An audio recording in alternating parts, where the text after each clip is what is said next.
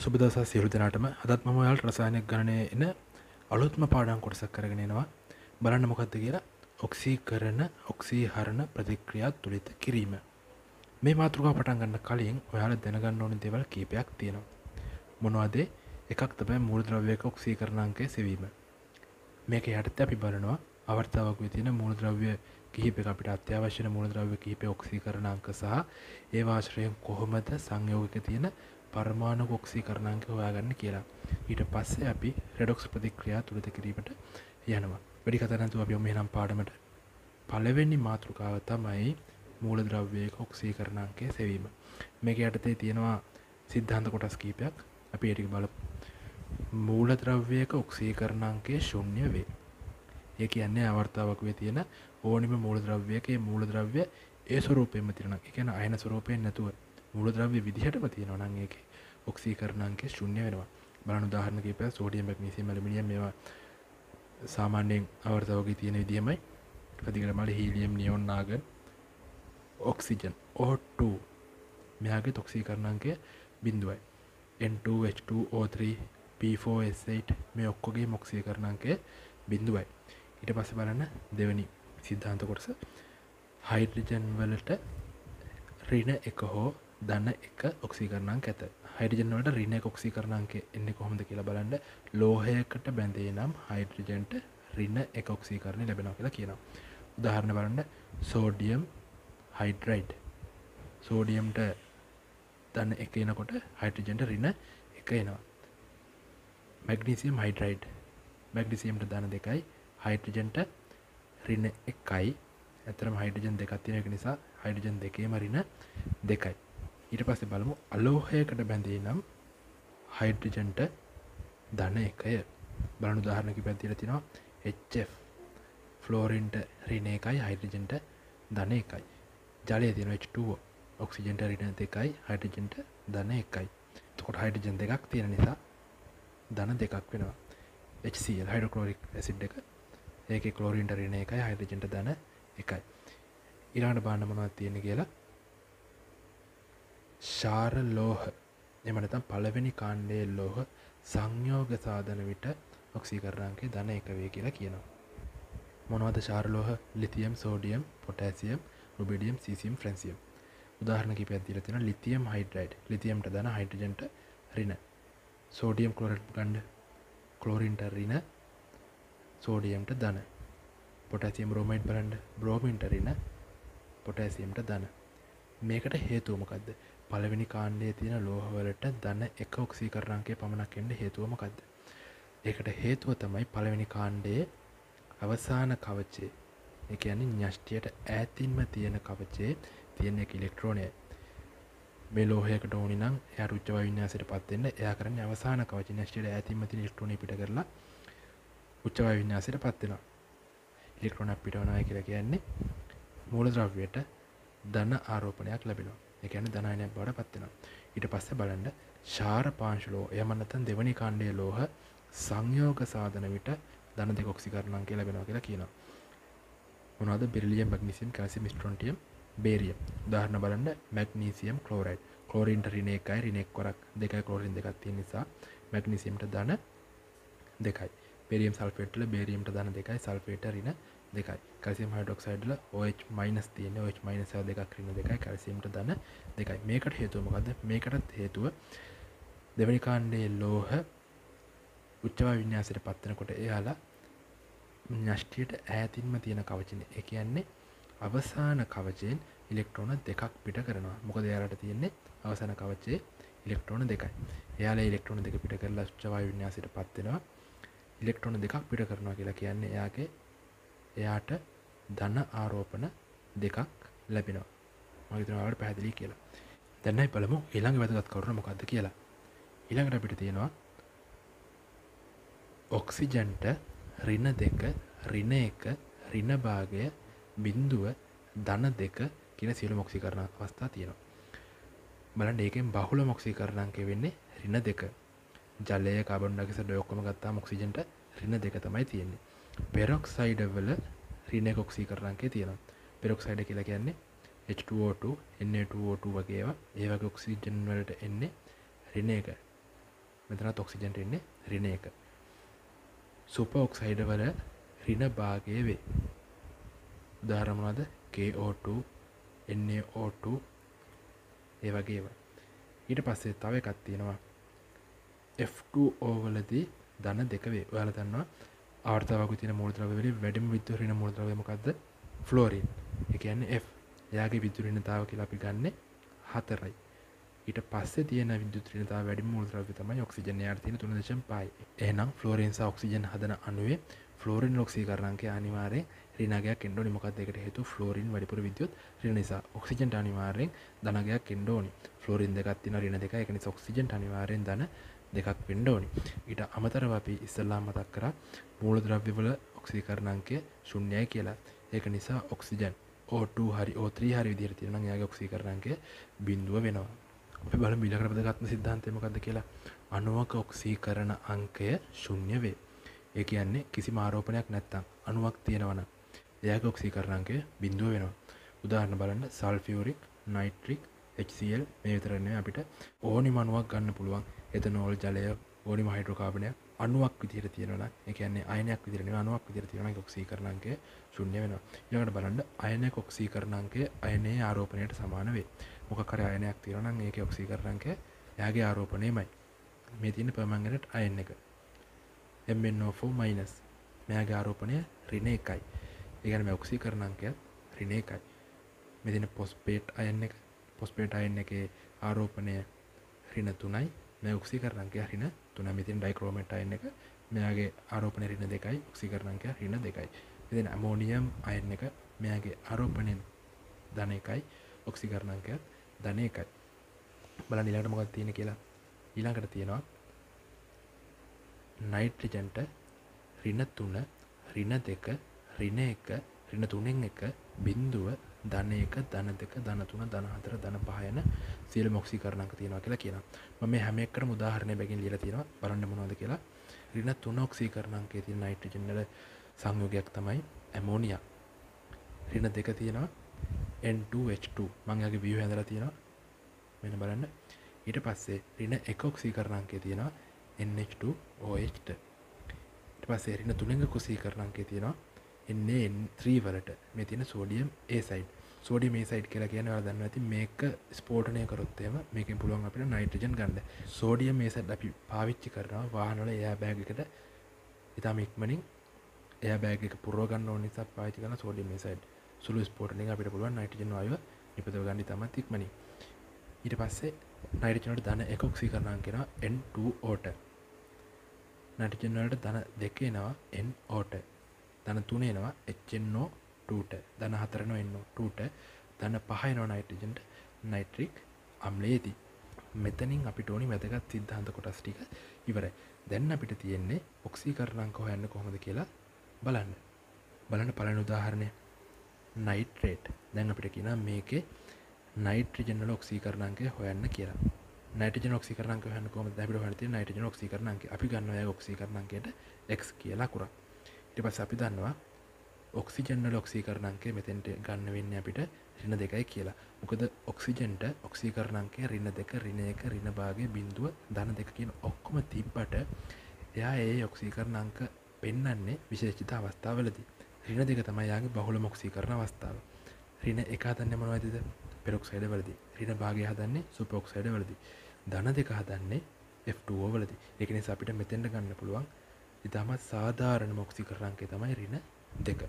එතකොට මෙයාගේ අයනීය ඔක්සීකරණාංකය මම කිව්වා එයාගේ ආරෝපණයට සමානයි කියලා. මේ තියෙන්නේ එයාගේ ඔක්සීකරණාංකය ඍණ 1යි. අපි මේකට සූත්‍රයක් ගොඩනගනවා මෙන්න මේ විදිහට x එකතු කිරීම මේ ඔක්සිජන් ඔක්කොගේම ඔක්සීකරණ අංකවල එකතුව. එක ඔක්සිජන් එක ඔක්සීකරණාංකය ඍණ 2යි නම් ඔක්සිජන් 3ක් තියෙනවා. දෙවරත් 3 සමාන කරනවා ඍණ 1ට. එතකොට අපිට එනවා x ට ධන 5යි කියලා උත්තරයක්. බලන්න ෆොස්ෆරික් ඇසිඩ් එක තියෙනවා මෙතන. මේක තනි අණුවක් අයනයක් නෙමෙයි. ඒක නිසා ඒක ඔක්සීකරණාංකය බිඳුවයි. දැන් අපි කරන්නේ මේ බිඳුවට සමාන කරනවා ෆොස්ෆරික් අණුවේ තියෙන ඔක්කොම මූලද්‍රව්‍ය වල ඔක්සීකරණාංක වල එකතුව. හයිඩ්‍රජන් වල අපි දන්නවා ඔක්සීකරණාංකය ධන 1යි කියලා. ඍණ 1 දුන්නේ මොනවද හයිඩ්‍රජන්? ලෝහයක් එක්ක සම්බන්ධ වුණාම. ඒක නිසා අනිවාර්යයෙන් මේ අලෝහයක් එක සම්බන්ධ වෙලා තියෙන ධන 1යි ඔක්සීකරණ අංකය. හයිඩ්‍රජන් 3ක් තියෙන නිසා ධන 1 වරක් 3. ෆොස්ෆරස් වල ඔක්සීකරණ අංක හොයන්න තියෙන අපි යට ගන්නවා x කියලා අකුරක්. ඔක්සිජන් ඔක්සීකරණ අංකය ඍණ 2යි. ඔක්සිජන් 4ක් තියෙනවා ඍණ 2 වරක් 4. මේක සමාන කරනවා සම්පූර්ණ අණුවේ ඔක්සීකරණ අංකය 0ට. එතකොට x එනවා අපිට ධන 5ක උත්තරයක්. මේකෙදි මම වැඩිපුරම ඔක්සීකරණ අංක හොයලා තියෙන්නේ අපිට ඉස්සරහදී රෙඩොක්ස් ප්‍රතික්‍රියාවස්ත ගණනය කිරීම කරනකොට අපිට අවශ්‍ය වෙන සංයෝග වල ඔක්සීකරණ අංක. බලන්න MnO4- මේ තියෙන පර්මැංගනේට් අයන් එක. මේක අපිට හොයන්න තියෙන මැංගනීස් වල ඔක්සීකරණ අංකය. මේක අපිට වැදගත් වෙනවා අර්ධ අයනික තුරිත ප්‍රතික්‍රියා ලියනකොට සහ රෙඩොක්ස් ප්‍රතික්‍රියා ලියනකොට. මැංගනීස් වල ඔක්සීකරණ අංක හොයන්න තියෙන අපි එකට ගන්නවා x කියලා අකුර. ඔක්සිජන් වල ඔක්සීකරණ අංකය ඍණ 2යි අපි දන්නවා. x ධන ඍණ 2 වරක් ඔක්සිජන් 4ක් තියෙනවා 4 සමානයි. අණුවේ සම්පූර්ණ ආරෝපණය ඍණ 1යි. ඒක ඔක්සීකරණ අංකය කියලා අරගෙන ඍණ 1ට සමාන කරනවා. එතකොට අපිට x ට ධන 7යි කියලා ඔක්සීකරණ අංකය. MnO4 2- මෙයාගේ ආරෝපණය ඍණ 2යි. මෙයාගේ ඔක්සීකරණ අංකය එතකොට ඍණ 2ක් වෙනවා. එතකොට x ට අපිට එනවා උත්තරය ධන 6යි කියලා. මේ තියෙන ක්‍රෝමේට් අයන් එක මෙයාගේ සම්පූර්ණ ආරෝපණය ඍණ 2යි. ඒ කියන්නේ මේක ඔක්සීකරණ අංකය ඍණ 2යි. මේකෙත් අපි ක්‍රෝමියම්ට x දාලා හෙව්වහම අපිට x එනවා ධන 6ක් කියලා. ඒ කියන්නේ ක්‍රෝමියම් වල ඔක්සීකරණ අංකය ධන 6යි. මේ තියෙන ඩයික්‍රෝමේට් අයන් එක මෙයාගේ ක්‍රෝමියම් දෙකක් තියෙනවා. ඒ වුණාට අපි හොයන්නේ එක ක්‍රෝමියම් එක්ක ඔක්සීකරණ අංකය. ඒක නිසා අපි එක ක්‍රෝමියම් එකක් x කියලා ගමු. ඔක්සිජන් වලට කොහොමත් ඍණ 2යි. මේක සමාන වෙනවා මෙයාගේ අයන් එකේ ආරෝපණය ඍණ 2යි. ඒ කියන්නේ මෙයාගේ ඔක්සීකරණ අංකයත් ඍණ 2යි. මේක අපි සමාන කරනවා ඍණ 2යි x කියලා. ඒ ක්‍රෝමියම් දෙකක් තියෙනවා. ඔක්සිජන් තියෙනවා දෙවරක් 7ක් 14ක් මේක සමාන කරනවා ඍණ 2කට. එතකොට x වෙනවා ධන 6යි කියලා උත්තරයක්. ඊළඟට බලන්න මේ තියෙන්නේ තයෝසල්ෆේට් අයන් එක. මේ තියෙන්නේ තයෝසල්ෆේට් අයන් එක. මම ඒක ව්‍යුහයත් මෙහා පැත්තෙන් ඇදලා තිනවා. පොඩ්ඩක් ඉන්න මම ව්‍යුහයත් පොඩ්ඩක් විස්තර කරන්න මේ ගාන හදලා. තයෝසල්ෆේට් වල සල්ෆර් දෙකක් තියෙනවා. අපි එක සල්ෆර් එකනේ ඔක්සිකරණ අංක හොයන්නේ. ඒක නිසා අපි ඒකට ගමු x කියලා. තොර ඔක්සිජන් කොහොම හරි ඍණ 2යි. මෙයාගේ සම්පූර්ණ අයන් එකේ ආරෝපණය ඍණ 2යි. ඒ කියන්නේ මෙයාගේ ඔක්සිකරණ අංක ඍණ 2යි. අපිට x එනවා ධන 2යි කියලා උත්තරයක්. ඒ වුණාට මේ ධන 2 කියන්නේ එක සල්ෆර් එක ඔක්සිකරණ අංකය කියලා ගත්තට බලන්න ව්‍යුහය දිහා. මේකේ එක සල්ෆර් එකකට ධන 4ම තියෙනවා. අනිත් සල්ෆර් එකට 0යි තියෙන්නේ. ඒ කියන්නේ මේ ව්‍යුහය දිහා දැක්කම ඔයාලට තේරෙනවා ධන 2 කියලා ගත්තට එක සල්ෆර් එක ඔක්සිකරණ අංකය මෙයාගේ ඇත්ත ව්‍යුහයේ එක සල්ෆර් එක ඔක්සිකරණ අංකය 0 අනිත් සල්ෆර් එකට තමයි සම්පූර්ණ ඔක්සිකරණ අංකය ඇවිල්ලා තියෙන්නේ. මේක එන්නේ කොහොමද කියලා මම කියන්නම්. ඔක්සිජන් වල විද්‍යුතතාව වැඩි සල්ෆර් වලට වඩා. එතකොට ඔක්සිජන් පරමාණු 3ක් සම්බන්ධ වෙලා තියෙනවා. එක ඔක්සිජන් පරමාණුවක් දිස්ත බන්ධනයකින් සම්බන්ධ වෙලා තියෙනවා. එතකොට මෙයාට ඔක්සිජන් පැත්තට බන්ධනයේ තියෙන ඉලෙක්ට්‍රෝන අදිනවා. එතකොට ඔක්සිජන්ට එනවා ඩෙල්ටා ඍණ ආරෝපණය, සල්ෆර්ට එනවා ඩෙල්ටා ධන ආරෝපණය. ඔය විදිහට ඩෙල්ටා ධන ආරෝපණ 4ක් එනවා සල්ෆර්ට. එතකොට මෙයාගේ ඔක්සීකරණ අංකය අපි ගන්නේ ධන 4ක් කියලා. ඒ වුණාට මේ සල්ෆර් සම්බන්ධ වෙලා තියෙන තවත් සල්ෆර් පරමාණුවකට සල්ෆර් අතර විද්‍යුතතාව වෙනසක් නැති නිසා මේ සල්ෆර් වල ඔක්සීකරණ අංකය 0යි. බලන්න ඊළඟ උදාහරණය මොකක්ද කියලා. IO3- මෙයාගේ අයනය ආරෝපණය ඍණ 1යි. ඒක නිසා මේ ඔක්සීකරණ අංකය ඍණ 1යි. අයඩින් වල ඔක්සීකරණ අංකයට x කියලා අකුරක් දාගත්තාම x වෙනවා අපිට ධන 5යි කියලා උත්තරයක්. අපි දැන් ඔක්සීකරණ හෝ ඔක්සීහරණ ප්‍රතික්‍රියා තුලිත කරන්න ඕනි මූලික දැනුම අරගෙන ඉවරයි. දැන් අපි බලමු අර්ධ ආයනික ප්‍රතික්‍රියා තුලිත කරන්නේ කොහොමද කියලා. අපි ඉගෙන ගන්න මේ පාඩම් කොටස ඕන හින්දා තමයි මම මුලින්ම ඔයාලට ඕනි සිද්ධාන්ත ටික ගන්නලා හිටියේ. දැන් අපි බලමු ආම්ලික මාධ්‍යයේදී අපි කොහොමද අර්ධ ආයනික ප්‍රතික්‍රියාව තුලිත කරන්නේ කියලා. ආම්ලික මාධ්‍යයේදී කියලා තියෙනකොට අපිට තේරෙනවා මේක තියෙන්නේ H+ මාධ්‍යයක. අපි බලමු අපිට තුලිත කරන්න දීලා තියෙන ප්‍රතික්‍රියා මොනවද කියලා. පර්මැංගනේට් අයන් එක Mn ධන 2 වෙන ප්‍රතික්‍රියාව. මේක තුලිත කරන්න කියලා අපිට දීලා තියෙනවා. මම ඒ අයනවල වර්ණ දීලා තියෙනවා ඔයාලට. මේවා පාඩම් කරගන්න වෙනවා. එහෙම නැත්නම් සමහර අවස්ථාවලදී අපිට විභාගයට මේ අයනවල පාට දෙන අවස්ථාවක් තියෙනවා. නමුත් ගොඩක් වෙලාවට තියෙන්නේ අපිට ප්‍රතික්‍රියාව දීලා ඉවරලා ප්‍රශ්න අන්තිමේටම අහනවා මේ ප්‍රතික්‍රියාවේ සිදුවිච්ච වර්ණ විපර්යාසය මොකක්ද කියලා. ඒ වගේ අවස්ථාවලදී අපි අනිවාර්යයෙන්ම මේ වගේ වර්ණ මොනවද කියන එක දැනගන්න ඕනි. මොකද රෙඩොක්ස් ප්‍රතික්‍රියා කීපයකම අපිට එනවා මේ විදිහේ වර්ණ විපර්යාස. ඒ වර්ණ විපර්යාසය ස්වයං දර්ශකයක් විදිහට හැසිරෙනවා. ඒ කියන්නේ අපිට ඒකට කිසිම දර්ශකයක් දාන්න ඕනේ නැහැ. ෆිනොප්තරින් වගේ දර්ශකයක් අපිට මේ වගේ එකට දාන්න ඕනේ නැහැ. මේවා Taman විසින්ම වර්ණිපර්යාසයක් පෙන්වලා ස්වයං දර්ශකයක් විදිහට හැසිරෙනවා. අපි බලමු මේ ප්‍රතික්‍රියා තුලිත කරන්න කලින් මොනවද අපිට ඉගෙන ගන්න තියෙන දේවල් කියලා. මේ ප්‍රතික්‍රියා තුලිත කරන්න අපි දැනගන්න ඕනි සිද්ධාන්ත කීපයක් තියෙනවා. අපි බලමු මොනවද කියලා. මම මේක තුලිත කරන්න කලින් ඔයාලට කියලා ඉන්නම් මොනවද මේක තුලිත කරන්න නම් අපි කරන්න ඕනේ කියලා. ඉස්සෙල්ලාම බලන්න මෙතන තියෙන්නේ MnO4- මෙතන තියෙන්නේ Mn ධන 2. අපිට දැක්ක හැටි කියන්න පුළුවන් මේ අයනයේ ඔක්සීකරණාංකය ඍණ 1යි මේ අයනයේ ඔක්සීකරණාංකය ධන 2යි. ඕනියම් ප්‍රතික්‍රියාවක් තුලිත කරනකොට අපි දන්නවා අපි කරන්න ඕනේ පළවෙනි දේ මොකද්ද? දෙපැත්තේ තියෙන පරමාණු තුලිත කරගෙන ඉන්න එක. මේකේ මේ පැත්තේ මැංගනීස් තියෙන්නේ, මේ පැත්තේ මැංගනීස් තියෙනවා. මැංගනීස් එක එක තියෙන්නේ.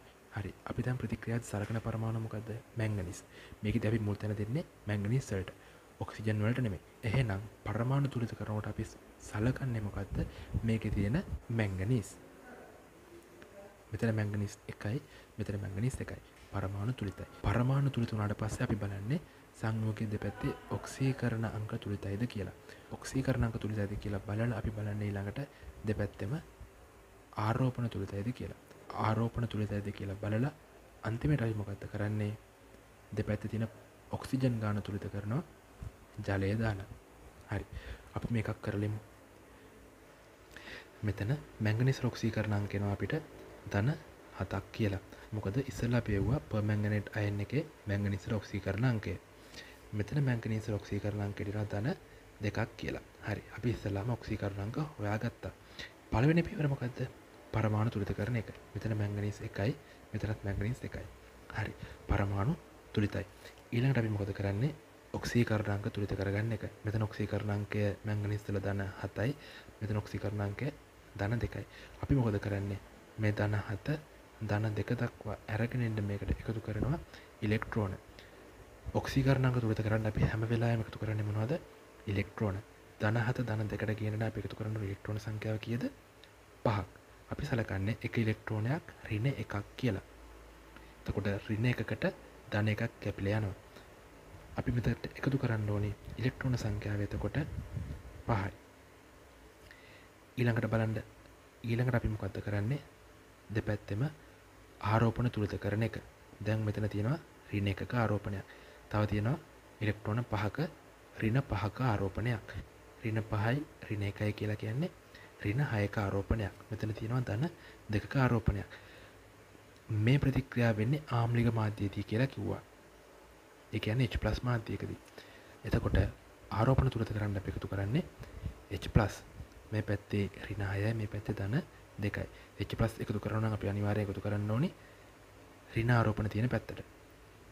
අපිට එකතු කරන්නවා H+ 8ක්.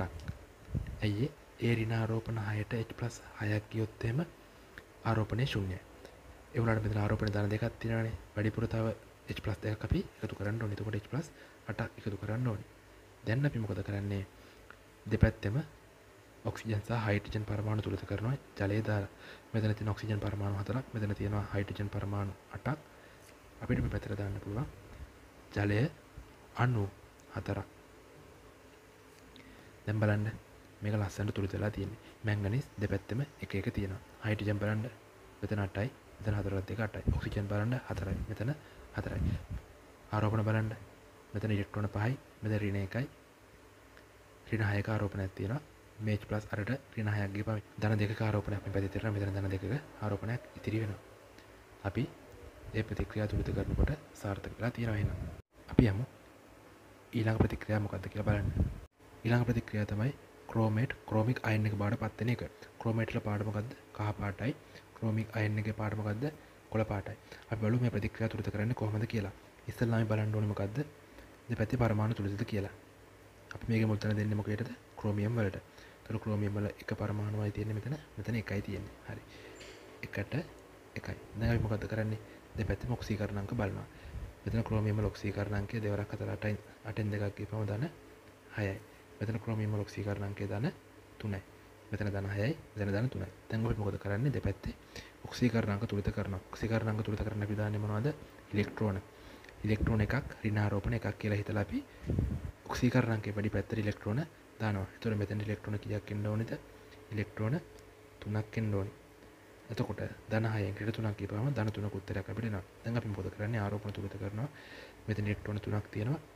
ඒක ඍණ ආරෝපණ 3යි. මෙතන ඍණ ආරෝපණ 2ක් තියෙනවා. ඒතකොට සම්පූර්ණ ඍණ ආරෝපණ සංඛ්‍යාව 5ක් තියෙනවා. මෙතන ධන 3ක ආරෝපණයක් තියෙනවා. මං කෝ ආරෝපණ තුලිත කරන්න අපි දාන්නේ H+. H+ දාන්නේ කොයි පැත්තටද? ඍණ ආරෝපණ තියෙන පැත්තට. ඍණ ආරෝපණ මෙතන කීයක් තියෙනවද? 5ක් තියෙනවා. මෙතන ධන ආරෝපණ කීයක් තියෙනවද? 3ක් තියෙනවා. ඍණ 5 ධන 3ක් කරන්න අපි H+ 8ක් එකතු කරන්න ඕනේ. ඊළඟට අපි කරන්නේ හයිඩ්‍රජන් සහ ඔක්සිජන් පරමාණු තුලිත කරන එක. මෙතන ඔක්සිජන් 4යි, මෙතන හයිඩ්‍රජන් 8යි. එහෙනම් අපි මේ පැත්තට ජලය අණු 4ක් දානවා. දැන් මේ ප්‍රතික්‍රියාව තුලිතයි. අපි යමු ඊළඟ ප්‍රතික්‍රියාවට. ඊළඟ ප්‍රතික්‍රියාව තියෙන්නේ ඩයික්‍රෝමේට් අයන් එක ක්‍රෝමික් අයන් එක වෙන ප්‍රතික්‍රියාව. ඩයික්‍රෝමේට් තැඹිලි පාටයි, ක්‍රෝමික් කොළ පාටයි. මේ ප්‍රතික්‍රියාව තුලිත කරන්න කොහොමද කියලා අපි බලමු. මෙතන තියෙන අයන් එක කලින් තිබ්බ අයන් එකක් වගේ නෙමෙයි. මෙතන තියෙනවා ක්‍රෝමියම් 2ක්. අපි කරන්නේ ඉස්සෙල්ලාම පරමාණු තුලිත කරගන්න එක. මෙතන ක්‍රෝමියම් 2ක් තියෙනවා, මෙතන ක්‍රෝමියම් 1යි තියෙනවා. අපි මෙතෙන්ට 2ක් දාගන්නවා. ඊළඟට මොකද කරන්නේ අපි? මෙයාගේ ඔක්සීකරණාංක බලන එක. දැන් අපි ක්‍රෝමියම් 1කට නෙමෙයි බලන්නේ. මෙතන තියෙන ක්‍රෝමියම් 2ේම ඔක්සීකරණාංක වල එකතුව කීයද කියලා බලනවා. ඒතර මෙතන තියෙන ඔක්සීකරණාංක වල එකතුව කීයද? 4ක් 2 14යි 14න් 2ක් ගියපුවාම ධන 12යි. මෙතන ඔක්සීකරණාංකය කීයද? ධන 2 3 6යි. මෙතන ඔක්සීකරණාංකය ධන 12යි. මෙතන ඔක්සීකරණාංකය ධන 6යි. දැන් අපි මොකද කරන්නේ? ඔක්සීකරණාංක තුලිත කරන්න මෙයාට එකතු කරනවා ඉලෙක්ට්‍රෝන. ඉලෙක්ට්‍රෝන එකතු කරන්න ඕනේ කොයි පැත්තටද? ඔක්සීකරණාංකය වැඩි පැත්තට. මේ පැත්තට. ධන 12 ධන 6 කරන්න නම් අපි ඉලෙක්ට්‍රෝන 6ක් එකතු කරන්න ඕනේ. ඔන්න ඉලෙක්ට්‍රෝන 6ක් අපි එකතු කරා. ඊළඟට අපි මොකද කරන්නේ? ආරෝපණ තුලිත කරනවා. මෙතන ආරෝපණ තියෙනවා ඍණ 2යි, ඍණ 6යි, ඍණ 8ක ආරෝපණ සංඛ්‍යාවක්. මෙතන තියෙනවා ධන 3යි, 3 වරක් 2. ධන 6ක ආරෝපණයක් තියෙනවා. අපි මොකද කරන්නේ? මේ ධන 6 වෙනකම් මේ පැත්තට H+ එකතු කරනවා. ඒක එකතු කරන්න ඕනේ. මෙතන ඉලෙක්ට්‍රෝන 8ට හරියන්න H+ 8යි. මෙතන 6ට හරියන්න තව H+ 6ක් එකතු කරන්න ඕනේ. ඒතකොට 8යි 6යි 14ක් H+ කියලා එනවා. දැන් හයිඩ්‍රජන් සහ ඔක්සිජන් තුලිත කරනවා. ඒ කියන්නේ මේ පැත්තට ජලය දාලා මේක තුලිත කරනවා.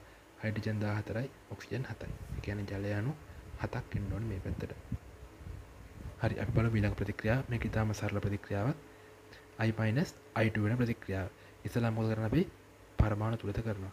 මෙතන I2 තියෙන්නේ, මෙතන I- තියෙන්නේ. ඒක තුලිත කරන්න අපි දානවා මෙතෙන්ට 2ක්. එතකොට 2ක් අයිඩින් තියෙනවා, 2ක් අයිඩින් තියෙනවා. ඊළඟට අපි මොකද කරන්නේ? මෙයාගේ ඔක්සීකරණාංක තුලිත කරනවා. මෙයාගේ ඍණ 2 ඔක්සීකරණාංකය මෙයාගේ බිඳුවයි. එහෙනම් අපි මොකද කරන්නේ? ඉලෙක්ට්‍රෝන එකතු කරන්න ඕනේ ඔක්සීකරණාංකයේ වැඩි පැත්තට. ඒ කියන්නේ බිඳුව පැත්තට. මෙයාට ඉලෙක්ට්‍රෝන 2ක් එකතු කරා නම් මෙයාගේ ඔක්සීකරණාංකයට සමාන වෙනවා. හරි අපි බලමු ඊළඟ ප්‍රතික්‍රියා කීපය මොනවද කියලා. අපි තාම මේ ඉගෙන ගන්න ආම්ලික මාධ්‍යයේදී කරන අර්ධායනික ප්‍රතික්‍රියා ගැන. මේ තියෙන්නේ තයෝසල්ෆේට් අයන් එක. මෙයාපත් වෙනවා S4O6 2- කියන අයන් එක බවට. මම මේ ප්‍රතික්‍රියා දෙකම ළඟ තියලා තියෙන්නේ. ඒකට හේතුව තමයි I2 අනුමාපනය කරන්න අපි යොදාගන්නේ සෝඩියම් තයෝසල්ෆේට් ද්‍රාවණයක්. ඒ අවස්ථාවේදී අපිට I- I2 වෙන ප්‍රතික්‍රියාවේ සෝඩියම් තයෝසල්ෆේට් S4O6 2- වෙන ප්‍රතික්‍රියාවේ දෙක බෝණි වෙනවා. දැන් අපි බලමු මේක තුලිත කරන්න කොහොමද කියලා. මේකෙදි මූලික වෙන්නේ සල්ෆර්. මෙතන සල්ෆර් පරමාණු දෙකක් තියෙනවා. මෙතන සල්ෆර් පරමාණු 4ක් තියෙනවා. ඉස්සෙල්ලාම කරන්නේ පරමාණු තුලිත කරගන්න එක. පරමාණු තුලිත කරගන්න සල්ෆර් පරමාණු අඩුවෙන් තියෙන පැත්තට දෙකක් දාගන්නවා. දැන් මෙතන සල්ෆර් පරමාණු 4යි, මෙතන සල්ෆර් පරමාණු 4යි. පරමාණු තුලිතයි. දැන් අපි කරන්නේ මෙතන තියෙන සල්ෆර් ඔක්කොගේම ඔක්සීකරණාංකය බලන එක. ඒතර සල්ෆර් දෙකේම ඔක්සීකරණාංකය එනවා අපිට ධන 4ක්. හරි. ඒ වගේ සල්ෆර් පරමාණු මෙතන තියෙනවා දෙකක්. ඒ කියන්නේ 8ක්. මෙතන තියෙනවා සල්ෆර් පරමාණු 4ක්. මේ හතරේ ඔක්සීකරණාංකය කීයද? 6 වරක් 2 12යි 12න් දෙකක් ගිහපුවාම 10යි. ඒතකොට මෙතෙන්ට එනවා 10යි. මේ පැත්තේ ඔක්සීකරණාංකය ධන 10යි, මෙතන ඔක්සීකරණාංකය 4 වත් 2 8යි. දැන් අපි මොකද්ද කරන්න ඕනේ? ඔක්සීකරණාංකය වැඩි පැත්තට ඔක්සීකරණාංක තුලිත කරන්න ඉලෙක්ට්‍රෝන එකතු කරන්න ඕනේ. ධන 10ක් ධන 8 කරන්න නම් ඉලෙක්ට්‍රෝන 2ක් එකතු කරපුවාම ඇති. බලන්න ඊළඟ ප්‍රතික්‍රියාව ආම්ලික මාධ්‍යයේදී H2O2 ජලය බවට පත් වෙන ප්‍රතික්‍රියාව. හරි දැන් අපි බලමු මේක තුලිත කරන්න කොහොමද කියලා. මේකේ මූලික පරමාණු වෙන්නේ මොකද්ද? ඔක්සිජන්. මොකද එයාගේ තමයි ඔක්සීකරණාංකය වෙනස් වෙලා තියෙන්නේ. ඉස්සෙල්ලාම අපි කරන්නේ මොකද්ද? දෙපැත්තේ පරමාණු තුලිත කරගන්න එක. මෙතන ඔක්සිජන් දෙකක් තියෙනවා. මෙතන ජලයක ඔක්සිජන් එකයි තියෙන්නේ. ඒක නිසා ඔක්සිජන් දෙකක් කරගන්න මේ අණුව වැඩි කරනවා 2. ඊළඟට කරන්නේ අපි ඔක්සීකරණාංක තුලිත කරගන්න එක. අපි දන්නවා පෙරොක්සයිඩ් වල ඔක්සිජන් වල ඔක්සීකරණාංකය ඍණ 1යි. ඒ වගේ පරමාණු දෙකක් තියෙන තුන ඍණ 2යි. ජලයේ ඔක්සීකරණාංකය ජලයේ ඔක්සිජන් වල ඔක්සීකරණාංකය ඍණ 2යි. ඒ වගේ ඔක්සිජන් පරමාණු තියෙනවා දෙකක්. ඒතර දෙවරක් ඍණ 2 කියලා කියන්නේ ඍණ 4යි.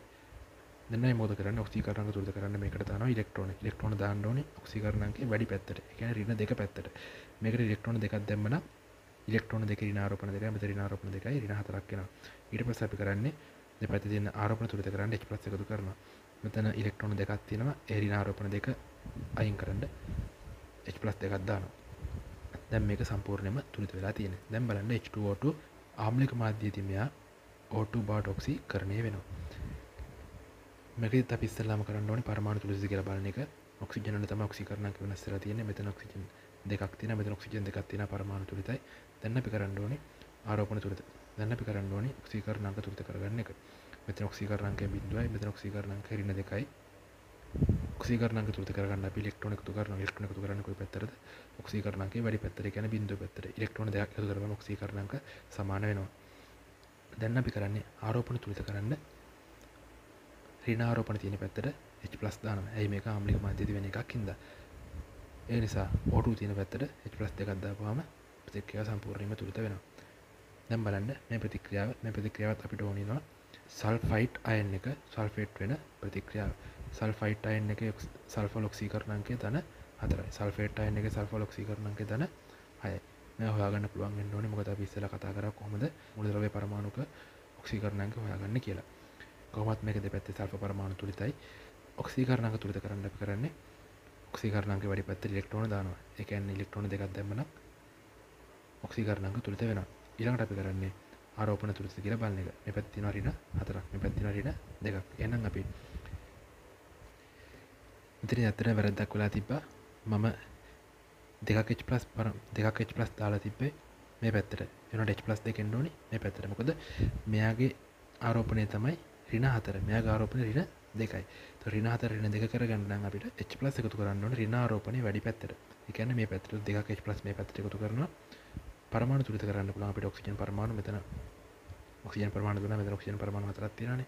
මේ පැත්තට ජල එකක් දාලා.